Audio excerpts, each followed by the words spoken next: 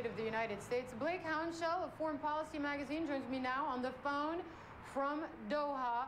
So, Blake, what do you make of the international, and I should say the Western response to what's happening in Syria? I'd say the West is, steadily escalating pressure on the Assad regime, hewing closely to events on the ground and trying not to get too far ahead of the Syrian opposition, and particularly Turkey, but at the same time trying to preserve some flexibility so that, if Assad is able to win this power struggle, they won't have said he has to go, he's illegitimate. They'll still have some wiggle room to work with him. But the Europeans are going a bit further than the Americans on this, aren't they, in terms of the rhetoric at least? Well, not only the rhetoric, some of the Europeans have said that Assad has lost legitimacy, but they've also ramped up sanctions. The Europeans recently named a few more Syrian officials and actually Iranian officials for complicity in the crackdown. But I think that's more a reflection of Europe having a greater influence in Syria and more at stake than the United States does.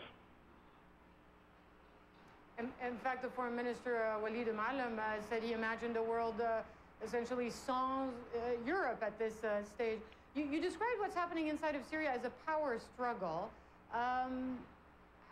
Who will win? I think it's too early to tell, but one thing is pretty clear is that the protesters are not backing down. They're not going away.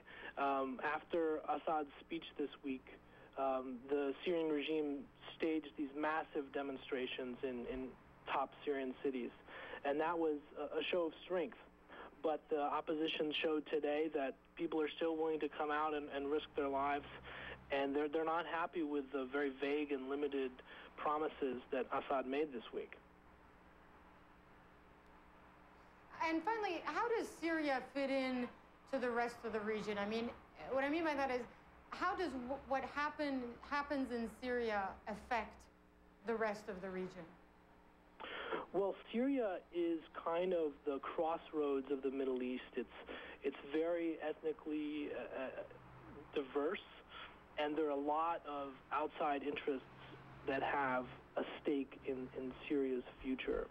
So whatever happens in Syria will affect not only the sectarian balance in the region, but also the balance of power between Sunni Arab countries led by Saudi Arabia and Shiite Iran. So everyone in the region is watching closely to see what's happening there, and that's why I think the Syrian regime has made claims that foreigners are stirring up all this trouble.